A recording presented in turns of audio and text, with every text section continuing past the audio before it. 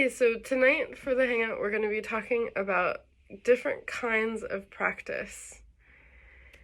And so, as we know, there's a bunch of different kinds of practice in the practice room with our instrument, but we don't necessarily think of different kinds of practice without our instrument or not even in a practice room.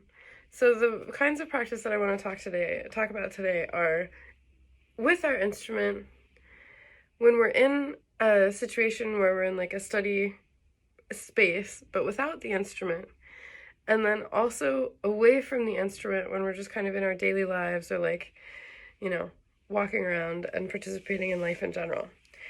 So the first kind we know pretty well. It's in the practice room with our instrument. And if we're doing spark practice, like we have this framework to be able to organize and structure what we're doing, and calling in like intentional practice where we have our deliberate practice of like what and exactly like identifying practice strategies that correspond to specific problems, and also our why and how that are leading us in the direction of preparation for a specific project or our musical objectives, right? And that means that we're applying all of these different specific practice strategies to our practice time with our instrument. And so that's the time that we're like trying to figure it out, coordinating, explicitly what we're doing. The second kind of practice is something that's actually just important and sometimes more important in terms of neurological safety and constructing the pathways. Like practice makes pathways, and then it's those pathways that show up on stage. So therefore, practice makes pathways makes performance, right? And what we want to be doing is making sure that we're guiding those pathways as best we can. So obviously, yes, we do need instrument time to make sure that we get the moves right and we have our angles right and we have some of that coordination set up and all of that, and we have that like basic competence and basic skill set. But a lot of what we can do actually is away from the instrument, which also means that we're not encumbered by technical challenges that we're currently facing on the instrument. So it's actually really freeing in some ways, especially when we're talking about ideation and we're talking about, what we want to hear musically and what our voice really is. Because then there's the element of going back and like tying that into physically how to produce that. But we need to be able to put a lot of this together actually kind of apart from the challenges and the specific challenges that we face in our own playing, and either presented by our own way of playing or by the kind of instrument we play. Every instrument family has idiosyncrasies, and every instrument in those instrument families has a lot of idiosyncrasies as well. So we're taking that element away when we're working on mental practice or visualization. And again, mental practice and visualization are not the same thing. Mental practice happens in practice brain, and visualization happens in performance brain. And again, the difference between those two, we can't criticize and create at the same time. So we're really building those muscles of having these two different sort of brains, and we don't have a permeable membrane. We want to make sure that, when we're in performance brain, we're really creating and committing to that, and it's all about ideation and creation and all of that. And when we're in practice brain, that's when we get the detective hat on, and that's when we're like, oh, is this what I want? Is this articulation what I really wanted to hear that goes with this character? How could I want this to be different? Blah, blah, blah, blah, blah. Okay, so we can actually practice those things really, really well away from the instrument. And so we're going to structure our practice in sort of the same way as we do on the instrument, and you can even plan your practice strategies using the daily practice sheet and using the timer and all of that. It's really not that different. It just means that you're taking away this element of enforcing things with another physical signature. Even though in your brain and in your subconscious, you can really imagine very specifically the moves that you're doing and sort of what you're choreography is going to be. And that's actually really powerful. Like some people, and there have been studies about this. You can look on the Bulletproof Musician website with Noah Kageyama. He even has like articles about this and whatever, that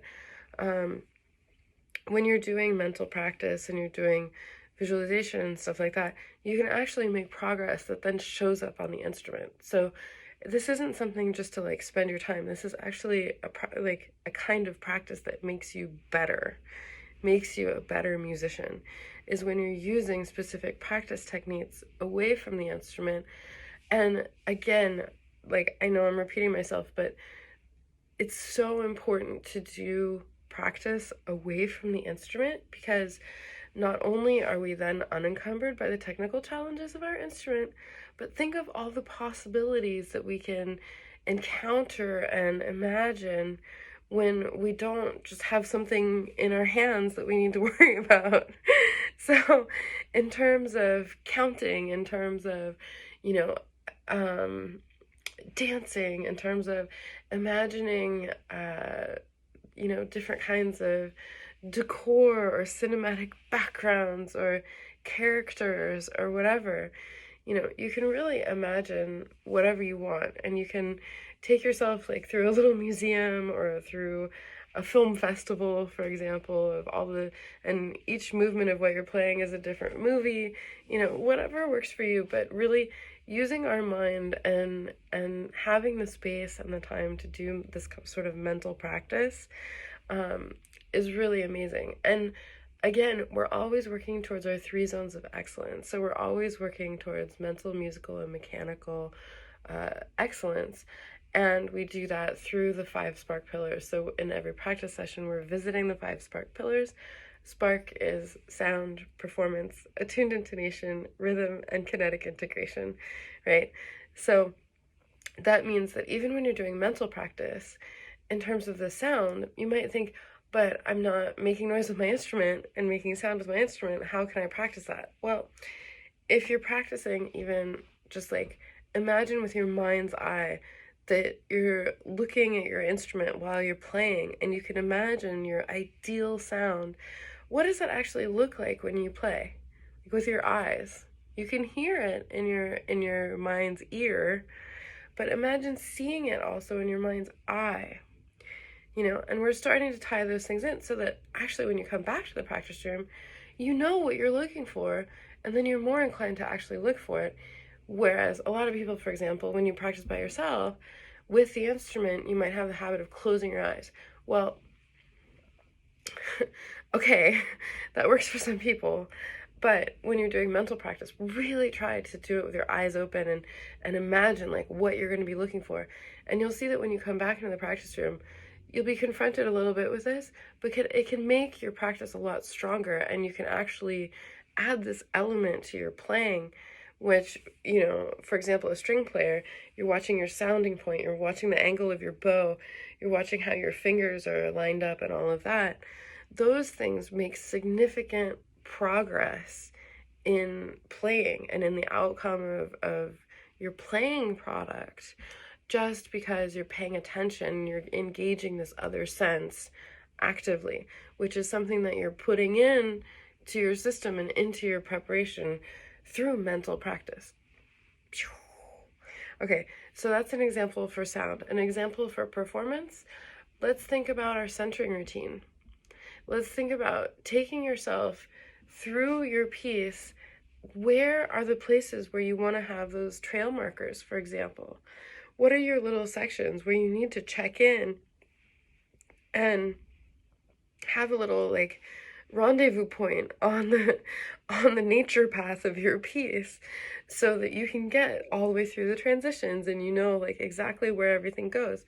And again, when we're trail marking, there are 3 things that happen in each trail marker. We dump neurologically whatever happened before. Okay, and all the muscle stress and all of that, we relax back to neutral. We forget everything that happened before, good or bad, and also, almost more importantly, we recommit to the music making coming up. So these trail markers really have what happened before and what's coming up element that's really, really important. And so these trail markers can go pretty much anywhere you need them to. They can go, right before a really technical passage, right after, at the end of a phrase, in the middle of the phrase, while you know what to do as you're crossing over a note, right after the climax, for example, and then you don't have another trail marker until the end of the next transition, for example. All of these things come together and make sure that we have, all of our little signposts all the way through our piece or our excerpt or whatever, because those are the things that are going to help us sort of clear the cache. If we can imagine ourselves kind of like a computer, sometimes if you have a lot of data in your browser that's stored, and then your internet gets really slow, and then you have to like delete your history and delete all the cookies and whatever, and then all of a sudden it goes so much faster. Well, imagine that you only have one tab open and you're deleting your cookies and your history every 20 seconds. That would be a totally different experience than if you have like 64 tabs open and the computer's been on for 3 months. We can see objection, yeah. We can see really clearly how that's different. So what we're doing is we're making choices and we're training ourselves in a way that's more towards like one tab open, and we have these ways of getting around that because we're building in and because we're practicing actively, and we don't need the instrument for that, but we're practicing them actively, and we're saying, okay, here's what happens at this goalpost, at this trail marker. Here's what happens here. So that then you can start from anywhere in your piece, and then if something goes wrong, nothing that happened before exists after the next trail marker. So again, 3 things happen at every trail marker, like trail signpost. We're dumping neurologically everything that happened before. We're forgetting everything that happened before, positive or negative. Okay, I had a friend who screwed up a really important audition just because she was like going through Don Juan and she hit one of the crazy runs, and she's like, oh my gosh, that went really well, and then she completely fell apart on the easy part just behind it, like just after it. So it can go either way. So we're forgetting everything good or bad, okay, and we're recommitting to the music making coming up in the next little part. Okay, so that's an example of how to practice, like do mental practice in the performance aspect. Okay, attuned intonation. Now, this is something that you don't need your instrument. You can sing, you can like listen to a drone and kind of hum really quietly different intervals to do your skeleton. Like there are a lot of different ways to practice attuned intonation, not on the instrument. This is also a huge thing, an opportunity for score study, to do some of that identification of what key are you in? How do you get from one key to another? It sounds really silly, but it's something that we tend not to do very much. That's very, very important. And then just identify like what scale degree is your note on, or like, if you're playing a harmonic instrument that's different, and you need a little bit of Schenkerian analysis didn't hurt anybody, but we're thinking about the vertical and the horizontal, right? So one of the things that we're doing is we're saying, okay, what key am I in, and where am I going, and how do I get there? If we're playing a melodic instrument, it's like, okay, what note or what scale degree is my melody on in relationship to what key I'm in? And a way to take that a step further when you've done that work is to say, okay, what's the harmonic rhythm? So how long am I in whatever key? And then how does it move rhythmically from the key that I'm in to the next place I'm gonna visit, right? So sometimes that's like tapping along and you're like, oh, okay, it's like 8 bars, and then there's this thing that happens, or it's 3 bars, and then I have 1 bar transition, and then I come back to wherever I am. Whatever it is, whatever the harmonic structure of your piece is, knowing that harmonic rhythm is really, really going to set you up for performance success, because it's one of those things that just helps structure what's going on. Okay, so those are 2 practice strategies that are away from the instrument. Another one that I love is to storyboard. And this is true for both attuned intonation and rhythm.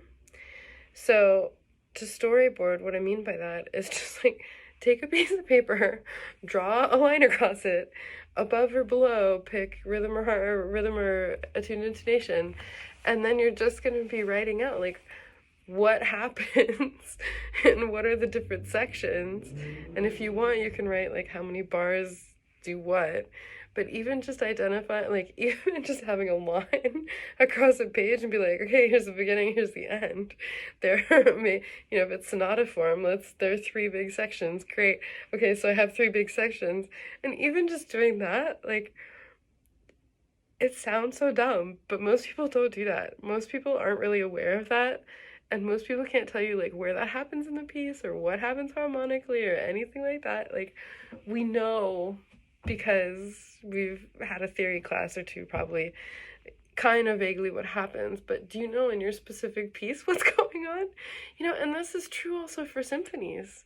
Like, if you're working on putting complicated rep together, it's so good to know, like, what are the different sections, and also what are the transitions. So, like, if you have, like, and you don't have to be super good at music theory to do this either. You can label an A, B, C, D, or 1, 2, 3, 4 section, and it doesn't have to be something that you're going to turn in as, a theory thesis. Not at all. It's true that, in sonata form we have this like ABA situation. If we're not taught, like, if it's not super obvious, or if you're just tired or whatever, the point is to just show up and do something anyway, even if it's not like absolutely the right thing. So if you label a sonata form ABC, who cares? Who cares? You're understanding what these different sections are, and you're developing your understanding of how to interpret this music, right? Okay, so then moving into rhythm, which, as we remember, rhythm is really how we punctuate time. It's the groove, right? So the storyboard is excellent for that. So there are 2 practice suggestions from mental practice that I'm going to suggest today. One of them is the storyboard, and you can do it on the same piece of paper with the harmonic analysis and the harmonic storyboard. And usually they go together. If they don't go together, that's a real funky piece. But most commonly they do. And so what you'll see in that is like, okay, well, let's take a minuet and trio. You have the first part, a repeat. So you have like A, because there's a repeat, and then you move to B, and that's usually like the minuet part of a minuet trio is this A, sometimes C, whatever. And so these like very distinct sections that have very clear repeats. And then usually there's a break and it says trio. And they're sort of the same thing. And there are usually repeats in there too. And then at some point, the trio's over and you go back to the minuet and you play it without the repeats as like traditional performance practice, right? So on your storyboard, you don't write a repeat, you write it out. Why? Because that's the story. You don't tell the audience, like, here it comes again. No, they're just gonna hear it, and they're gonna, like, maybe you're gonna do it quieter, or maybe you're gonna have a different, like, dynamic navigation, like, I don't know, but the story is not repeat. The story is like, I played this part, oh look, I played this part again. And then, so this is also an opportunity for you to organize how are you actually going to be navigating this, because again, these little things are how we're putting into our brain what happens when, how it all fits together, all of that stuff. So all of these steps, we use a lot of shortcuts in music notation, but this is the chance to really understand that and say, okay, what's actually happening? Let me stretch it out. Let me see really what this experience is, because I am responsible for the attention of my audience. And, you know, in a performance, we're not taking those shortcuts. Or you decide, okay, we're not repeating anything. And then, I don't know what it is.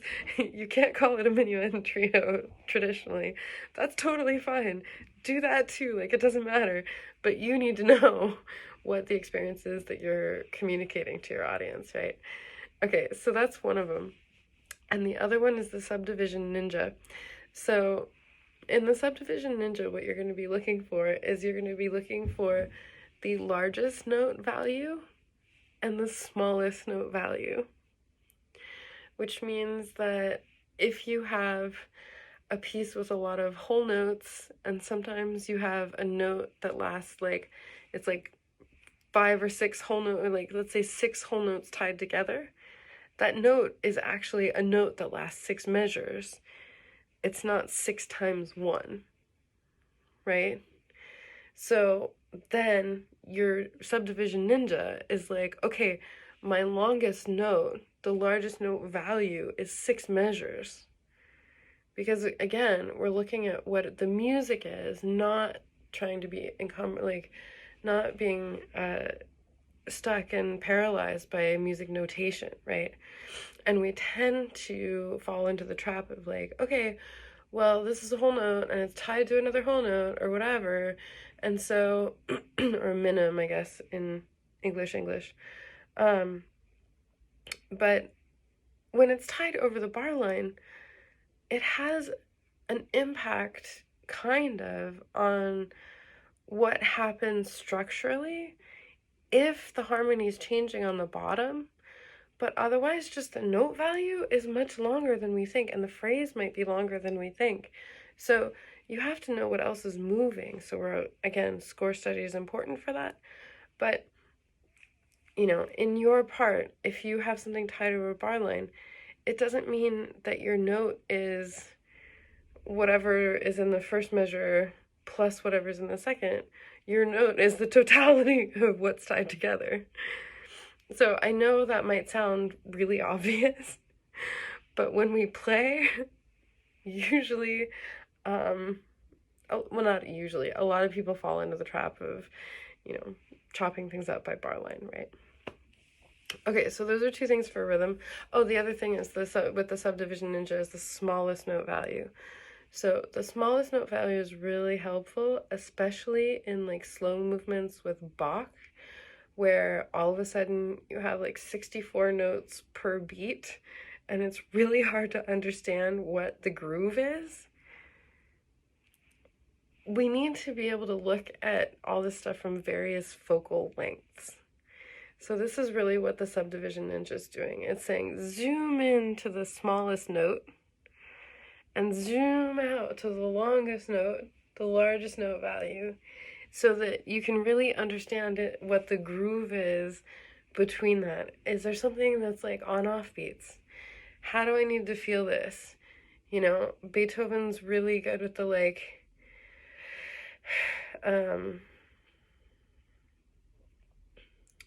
having these sort of like little accents that aren't on the beat, and you're kind of like, ooh, you know, whether you know, but sometimes when it is on the beat, it's more like vertical, and then when it's not, it's more like, oh, sorry, you know, and so that really affects the groove. And so when you're thinking about something that has a small note value, you know, if it's 64 notes to a beat, that's very extreme, right? But you know, if it's 2 notes to a beat or 4 notes to a beat, so like 16ths or 8ths or 16ths, what is it? Quaver, semi-quaver? I'm learning. Okay. Then, you know, you can go back and you can sing your piece in that smallest note value and be like, you know, and, you know, if you can double tongue or whatever. I'm not very good at it. Doesn't matter. And whatever note, whatever, you can sing it with like the correct pitches. You can sing it as like a folk singer from the 60s. It really, really doesn't matter. You can do it however you want. But when you do the subdivision ninja and you're singing along and you're either tapping like the big beats and you're like da da da da da da, whatever that happens, the one thing I would say to add to that is make sure that you're doing the right dynamics. Because when you're doing the subdivision ninja and you're doing the dynamics, the next time you pick up your instrument, you will feel everything that you just did in that mental practice. It goes a long way. And then you'll also see how your reflexes of how you did things before maybe don't express fully the dynamics. Maybe don't fit with the right groove. And that gives you the opportunity to go back and say, okay, no, all right, the technique is no longer going to get in my way. This is the music I want to express. Okay. So for kinetic integration, this is one of the easiest ways to practice away from the instrument. You know, we have sing and play, or sing and clap. We have clap and walk. We have sing and walk. We have interpretive dance. We have like all of these different things to kind of get our groove on and tie elements of physicality and, you know, everything that's happening in the music together. Something that's really useful and very silly is to do your dynamics based on like vertical height. So if it's piano, you're like really crunched down. And if it's fortissimo, you're like really, really tall. And that you kind of dance around in rhythm to your piece, doing the dynamics like, you know, so if you have a lot of like forte pianos or something like that, you're basically gonna like hit the floor. And if you do that, there's no way that you're going to miss those dynamics ever again. Okay, so again, these are ways to tie all of this together. And you can see how doing that with the instrument may not be as effective as a practice tool to get information into our system than if we're doing mental practice and we're doing practice away from the instrument. Okay, so those are really concrete practice strategies for mental practice. And now, just to wrap up, we're going to talk really briefly about practice, just kind of in the real world. And so again, this isn't like a specific practice session or something like that, but don't think that there's not an opportunity to practice if you aren't near your instrument or you don't have time really just to yourself, whatever. But like, think about going through your day and practicing your centering routine. Think about going through your day and practicing some breathing exercises. Think about being in line at the supermarket and like you can tap along on your little shopping trolley and, you know, or you can even do your centering routine, activate to a certain excerpt and like start the excerpt and just tap along, you know, or start a piece or whatever. And you can, trust me, you can do this in a way that's really discreet. So people won't be like, what's going on with that person? You know, or if you're in the car, sing the transitions, you know, okay, give yourself like random trail markers and just start your piece there and sing it and tap along.